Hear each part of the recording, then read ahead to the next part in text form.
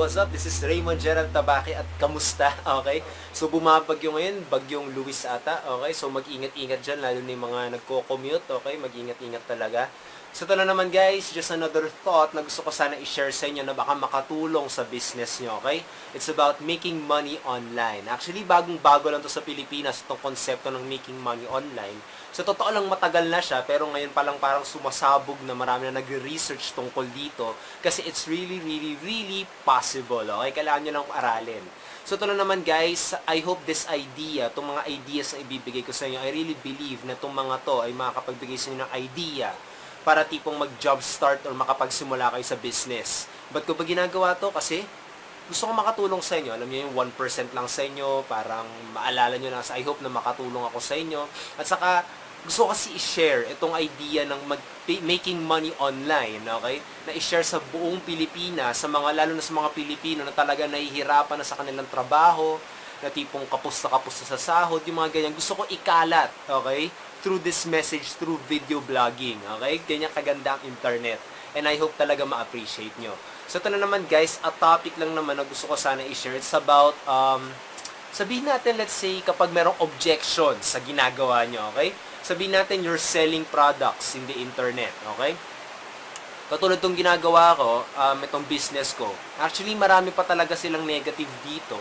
Pero yun na nga eh, tayo kasi mga marketers, okay? Mga may online business. May mga iba sa atin, yung mga baguhan pa lang, mostly mga baguhan. Yung tipong nagpapa-apekto agad tayo dito sa mga negative na mga tao, okay? Ang pwede lang naman kasi sabihin dyan, kapag negative yung tao, talagang negative talaga, yung tipong alam nyo yun, yung purpose lang kung ba't sila nag-message sa inyo para awayin ka lang. One advice, bibigay ko sa inyo guys, ignore, okay? Ignore, block, unfriend, kahit ano man gawin nyo, basta ignore. Kasi guys, alam nyo, yung mga ganong klase, medyo nakakahawa siya, okay? Malay nyo, maging negative na rin kayo sa business nyo, at wag naman sana. Kasi tandaan guys, kaya kayo nasa business, kaya kayo nasa online business, kasi ito yung magbibigay ng pag-asa sa inyo, diba? Ang saklap naman kapag tipong kayo pa yung nagsasabi na hindi ko na kaya dahil nga sa mga negative, okay? One advice lang sa mga nagiging negative, block those people, okay? Block, okay? Unfriend, kahit ano, basta ignore, yun lang. Pero kapag may objection naman, yung tipong nakikita nyo naman na gusto lang nila malaman yung tungkol sa ginagawa nyo, that's good. Huwag kayong matakot sa objection guys, kasi once na nag-object ang isang tao, maganda yun. That's good because may interest, may gusto silang malaman, desire nila, may gusto silang malaman kung ano ba yung ginagawa mo.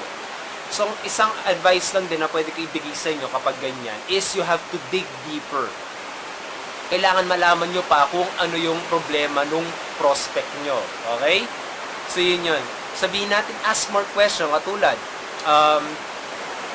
kapag may nagsabi, networking ba yan? Mga ganon. Pwede nyo tanungin, how do you mean? Okay? Ano ba ibig mong sabihin kapag networking? Mga ganyan. Sabihin nila, scam ba yan? Okay, paano mo naman nasabi na scam yan? Or, may I know kung bakit sa tingin nyo ito is scam?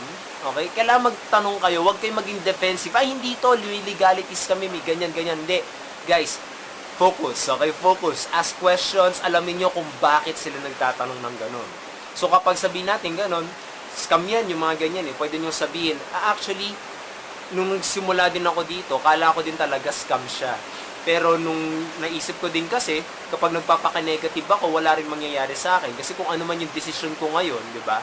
Kung ano man yung decision ko ngayon, yun pa rin ang mangyayari sa akin after ilang years. So ano, ang ginawa ko is, gumawa ako ng action ngayon para magbago naman yung buhay ko after ilang years. Okay? So ikaw, sa tingin mo ba parang sa tingin mo ba makakatulong tong binibigay ko sa'yo, para sa'yo, okay? Parang alam mo yun, binabalik mo sa kanya yung tanong na tipong nakaka-benefit ba sa kanya?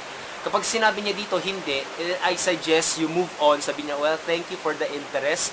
I think na hindi para sa'yo to, pero thank you na lang na naging interesado ka dito. So, thank you for your time, okay? Pag sinabi niyang, sinabi niya na sabihin natin na, oo, may interesado siya, parang ganon.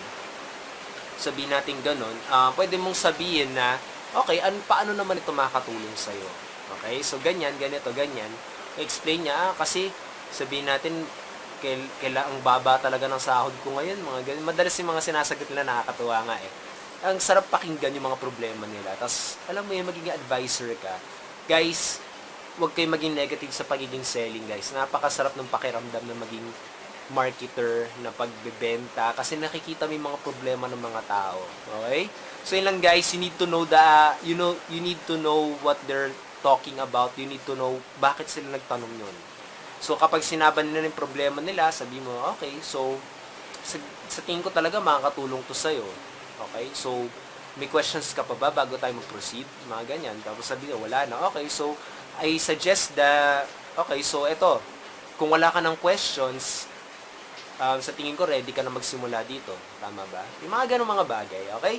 So yun lang naman yun, guys. So I hope nakatulong na maigi to, lalo na kapag nag-answer kayo ng objections. Sa tanda na maigi, guys, objections is good. Huwag kayong matakot doon. It's good. It means that they're interested. Pero kapag naramdaman nyo, yung parang aawayan lang kayo, block, unfriend, and remove that person. Okay? Yun lang yun, guys. Huwag kayong mahawa sa negative. You have to be positive. Okay? So yun, guys, I hope nakatulong tong idea na to. I hope na nakapagbigay sa inyo ng idea na makatulong sa business nyo. Okay? Kasi tandaan, kahit affiliate marketing man ginagawa nyo, yung pagbebenta ng products online, may mga tao pa rin mga negatibo dyan. Kaya yun lang, sana makayanan nyo yung tipong magpusong bato kayo sa negative, sa mga negative, at talagang i-convert nyo into positive. Kaya nyo yan, guys. Okay? I believe in you. Kung ako isang taong napakamahiyain talaga na ayoko makipag-usap sa tao, nagagawa ko to, alam kong mas kaya nyo yan. Okay? Mas kayang-kaya mo yan. Pangarap mo yan. Okay? So yun lang, guys. I hope nakatulong to na maigi. Well, if you want me to mentor you at saka yun, makita nyo kung anong ginagawa ko. And if you're still not in Ignition Marketing, I suggest, I really hope na makita ko kayo doon. Guys, the trainings are awesome. Kapag tipong kailangan nyo ng trainings, please, I invite you. Check out the link below. Okay? I really invite you. At syempre, matutulungan ko pa kayo if you really want to. Okay? If you want to learn more how to make money online, I'll help you. If you want, check it out.